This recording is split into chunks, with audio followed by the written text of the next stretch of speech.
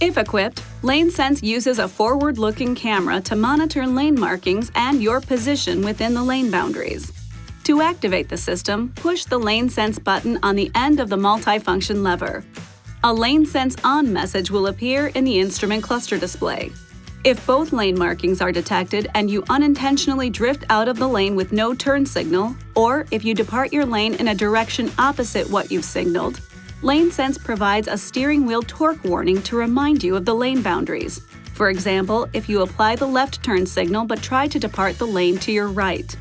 In these situations, LaneSense will also provide a visual warning in your instrument cluster display. You can override the torque warning by applying your own torque to the steering wheel at any time. You can also adjust the strength of the steering wheel torque from low to high, as well as the timing of the warning from early to late in the Uconnect system. When only one lane marking is detected and you drift across that lane boundary, LaneSense provides a visual warning only. To deactivate the system, push the LaneSense button 2 times.